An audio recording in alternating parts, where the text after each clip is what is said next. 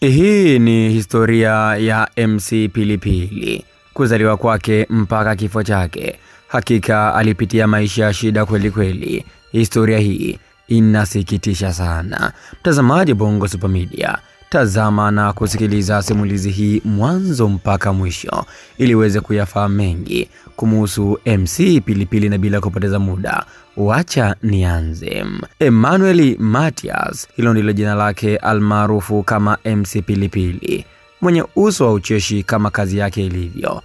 Alizaliwa mtaa wa Airport Dodoma mjini mnamo tarehe 1 mwezi wa 10 mwaka wa 1985, akiwa ni mtoto wa pili wa Bwana Matias Matebe na Bi Mariam Matebe. MC Pilipili alianza elimu yake ya shule ya msingi katika shule ya msingi Kiwanja cha Ndege, ambapo alisoma mpaka darasa la 4 na kuhamia shule ya msingi Ipagala, ambapo alimaliza elimu yake ya msingi hapo mnamo mwaka wa 2000.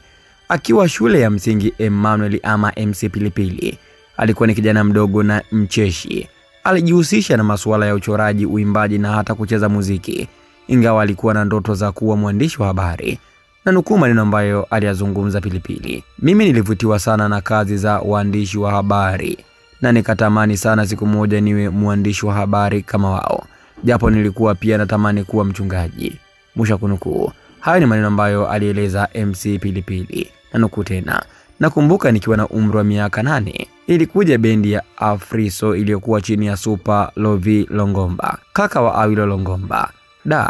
Nilitunzwa hela nyingi na ndio ilikuwa hela yangu ya kwanza, ambapo nilitumia kulipa kodi nyumbani. Tulikuwa tunadaiwa na pia kununulia debe la unga, kwani kipindi hicho baba yangu alikuwa muuza mishkaki na mama yangu alikuwa anauza ndizi hospitali. Hivyo hawakuweza kwa kipindi hicho kulipa kodi, hali iliyopelekea kutaka kufukuzwa tulipokuwa tunaishi. Ilitusaidia sana." Mwisho kunukuu. Maneno hayo aliyazungumza MC Pilipili akiwa bado mdogo kabisa. Aliweza pia kuigiza sauti mbalimbali kama ya Mwalimu Nyerere, Mwakasege na Mr Bean, na pia kubadili nyimbo za wasanii mbalimbali wa kizazi kipya na kuziimba kwa Kigogo. Nyimbo hizo ni kama vile Zeze, Mapozi, Sea na hata Zuena. MC Pilipili aliweza kutunukiwa cheti cha mtoto wa nuru kama mtoto wa mfano wa kuigwa katika kanisa la Baptist Bible Church, ambapo alikuwa akisali na familia yake. Baada ya kumaliza darasa la 7, MC Pilipili alijiunga na shule ya sekondari Dodoma Sekondari mnamo mwaka wa 2001, ambapo ndoto zake za kuwa mwandishi wa habari zilipoanza kufunikwa taratibu. Akiwa sekondari, kama ilivyo kawaida, huku hakuna masomo ya kuchagua. Kutokana na tabia yake, Mwalimu Kilela ambaye sasa ni marehemu alimshauri achukue somo la theater art, ambalo ni la sanaa ya jukwani, somo ambalo alilipenda na kufaulu kuliko masomo mengine mengi aliyokuwa akiyasoma MC Pilipili kipindi hicho. Na nukuu maneno yake: "Ilifikia tu kile ninachoongea au watu wakiniangalia tu wanacheka. Mpaka darasani ilifika hatua nikinyoosha mkono kujibu swali, mwalimu anichague, najua nitachekesha tu." Mwisho kunukuu. Haya ni maneno ambayo alizungumza MC Pilipili. MC Pilipili alipendelea masuala ya sanaa, hali iliyopelekea kipaji chake cha uchekeshaji kukua na hata kuanza kuwa mshereheshaji, yani MC, katika matukio mbalimbali kama vile birthday, sendofu, harusi na hata vipaimara, na baadaye kutunikiwa cheti cha special talent ama kipaji maalum alipohitimu kidato cha 4 huko. MC Pilipili aliendelea na kazi ya ushereheshaji hata alipofika kuanza masomo ya kidato cha 5 na 6 katika shule ya sekondari ya Jubilee mkoani Dodoma. Baada ya kuhitimu kidato cha 6, MC Pilipili alipata ufadhili kutoka kwa wahisani, ambapo alipaswa kwenda kusomea ualimu. Na nukuu maneno yake: "Nilipata wakati mgumu sana kufanya uamuzi, kwani nilipenda kuwa mwandishi wa habari, na wakati huo mama yangu alisitiza niende ualimu, kwani hata katika familia yetu hakuna hata mtu mmoja aliyewahi kuwa mwandishi wa habari." Mwisho kunukuu. Haya ni maneno ambayo alizungumza MC Pilipili. MC Pilipili alikubali kwenda katika chuo cha ualimu in Kefode kilichoko mkoani Tanga. Alipofika chuoni hapo, alipata changamoto ya kusitisha tabia yake ya uchekeshaji, kwani alionywa na familia yake kuwa makini, kwani amefadhiliwa, hivyo akazane na kitu alichofuata chuoni na sio kuchekesha watu. Hivyo na nukuu maneno ambayo aliyasema Pilipili: "Kwa kweli nilipata shida sana, kwani hata nikisimama kimya mbele za watu walikuwa wanaangua vicheko, wengine mpaka wanatoka machozi. Mwisho kunukuu. Haya alizungumza maneno hayo MC Pilipili. Waswahili husema maji ukiavulia nguo sharti uyaoge. MC Pilipili alijikuta akiyaoga maji ya uchekeshaji, kwani alijikuta akianza kusherehesha katika matamasha mbalimbali ya kidini ndani na nje ya chuo. Na nukuu maneno yake MC Pilipili aliyozungumza: kila palipotokea matamasha ya kidini kama joint mass au graduation, walinichagua kuwa MC na watu walikuwa wakisikia ni mimi nitaongoza shughuli hiyo. Walifurahi na kujaa kwa wingi. Nilipata fursa ya kutembelea mikoa mbalimbali kwa kazi hii kama Dar es Salaam na Morogoro. Mwisho kunukuu. Hayo yalikuwa ni maneno ya MC Pilipili. Mnamo mwaka 2009, MC Pilipili alihitimu mafunzo yake ya ualimu chuoni hapo na kupangiwa kufanya kazi mkoani Manyara.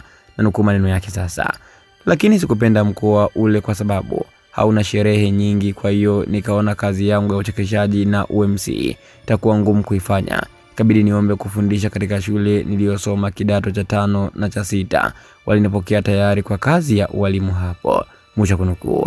Mwaka huo wa 2009, MC Pilipili alijikuta na majukumu makubwa ya kuhudumia familia yake, kwani kipindi hicho baba yake mzazi alikuwa ni mgonjwa. Hivyo mama, ambaye kwa wakati huo alikuwa ni mwalimu katika shule moja ya chekechea mjini hapo, alikuwa anamuguza baba yake nyumbani tu.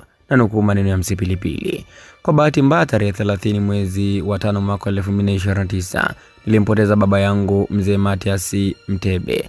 Niliumia sana, kwani tulibaki sisi na mama pekee yetu. Niliendelea kutafuta hela nyingi zaidi, kwani kwa kipindi hicho familia yangu ilikuwa inanitegemea kwa kila kitu kama baba. Mwisho kunukuu. Hayo ni maneno ambayo aliyazungumza MC Pilipili.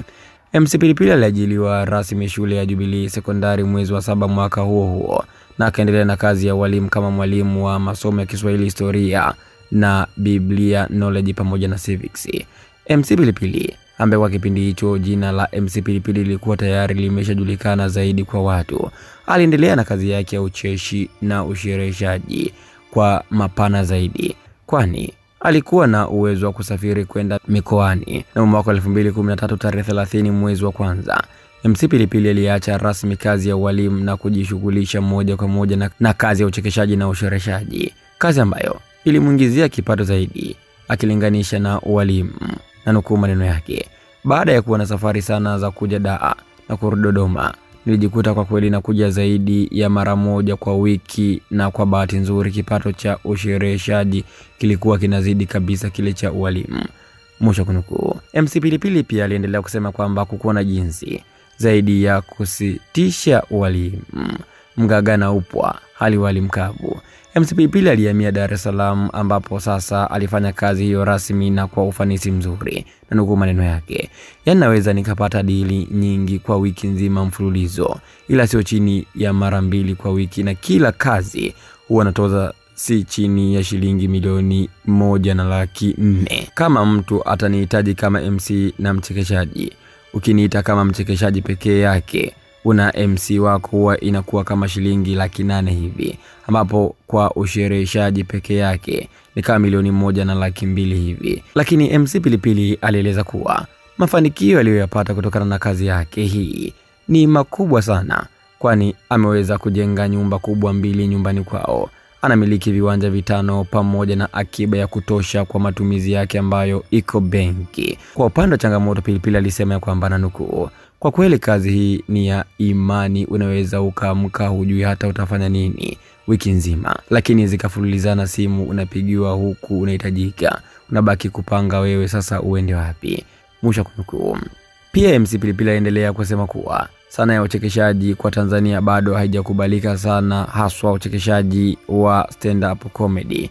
Pilipili ameweza kufanya kazi ya uchekeshaji na ushereheshaji katika nchi mbalimbali kama vile Kenya, Rwanda, Uganda pamoja na Afrika ya Kusini, hali iliyomsaidia kujitangaza ndani na nje, kwani mashirika na kampuni mbalimbali humuita sana kuongoza sherehe na matukio mbalimbali. Na nukuu maneno yake Pilipili: matarajio yangu ni kutangaza stand up comedy Tanzania pamoja na sanaa ya ucheshi, na pia kuitangaza Tanzania kupitia stand up comedy. Mwisho kunukuu. Na nukuu maneno ya kwake: kipaji kinaweza kupeleka mbele ya wakuu.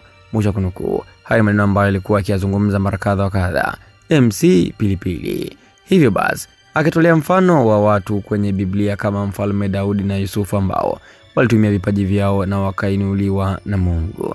MC Pilipili ameweza kualikwa bungeni ambapo walitambulishwa kama mchekeshaji wa Tanzania, kualikwa katika makanisa mbalimbali kutoa mafunzo na mahubiri, na pia alifanya kazi jukwaa moja na Eric Omondi kutoka Kenya mwezi wa 12 mwaka 2013 katika hoteli ya Golden Tulip kama wachekeshaji. Na nukuu maneno yake MC Pilipili aliyozungumza kipindi hicho: "Napenda kutumia usemi unaosema sherehe ni MC." Alisema hayo akiwashauri washereheshaji wenzake kufanya kazi hiyo kwa kuhakikisha wanasoma vitabu, kuangalia interneti kuona ni nini wanatakiwa kufanya, pamoja na kuwa na usasa ili wafanye kazi hiyo katika kiwango kizuri. Pia MC Pilipili alishauri serikali iweke masomo ya sanaa ambayo yatakuwa yanawasaidia wanafunzi shuleni katika upande huo wa sanaa. Najua mtazamaji Bongo Super Media, taarifa zake za kifo umezipata. Mnamo tarehe 16 Novemba ya mwaka wa 2025 jijini Dodoma alifariki ghafla binivu. Alienda Dodoma kwa ajili ya kazi, lakini akafariki ghafla, na alipofikishwa hospitali tayari alikuwa ameaga dunia. Pengine unajiuliza Pilipili ameacha watoto. Taarifa zinaeleza kwamba Pilipili ameacha watoto 3. Hao ndio ambao wanafahamika katika mitandao mbalimbali ya kijamii. Mtazamaji Bongo Super Media, kwa sasa MC Pilipili hayuko tena duniani, na taarifa ambazo zilitufikia ni kwamba katika watoto hao wote 3 kila mtoto ana mama yake. Hakika hizi ni taarifa ambazo zinaumiza. Hakika ni taarifa ambazo zimeacha majonzi kwa Tanzania wengi. Mtazamaji, na kufikia hapa sisi tuna la ziada. Tunaweka nukta katika video hii. MC Pilipili ni mmoja ya mtu aliyefanya makubwa sana Tanzania. Bye bye. Mpaka wakati mwingine tena.